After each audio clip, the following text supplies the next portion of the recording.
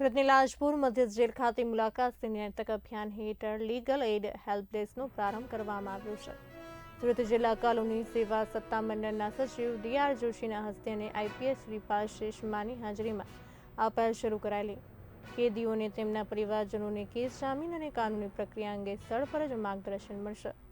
આર્થિક રીતે નબળા કેદીઓને મફત કાનૂની સહાય પૂરી પાડવા માટે પેર લીગલ વોલેન્ટિયર્સની નિમણૂક કરવામાં આવી છે, જેથી માહિતીના અભાવે કોઈ કેદી ન્યાયથી વંચિત ન રહે।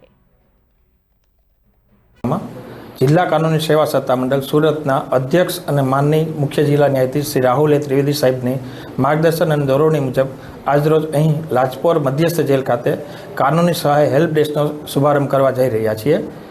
આ હેલ્પ ડેસ્ક શરૂ કરવા પાછળનો મુખ્ય ઉદ્દેશ એ છે કે કેદીના પરિવારજનોને માહિતીના અભાવે જે ન્યાય મળવામાં વિલંબ થાય છે તે આ કેન્દ્રને કારણે નિવારી શકાશે। ઘણી વખત લોકો પૂરતી માહિતી નથી હોવાથી એના કારણે મફત અને સક્ષમ કાનૂની સહાય એને નથી મળતી।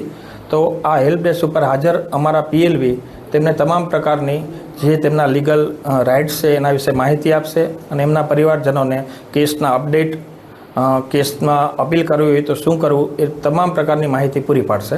સર, કઈ કઈ જેલોમાં આ વ્યવસ્થા ચાલુ થઈ છે અને ક્યાં બાકી છે? ગુજરાતમાં લગભગ બધી મધ્યસ્થ જેલોમાં આ કેન્દ્ર શરૂ કરવાનું છે।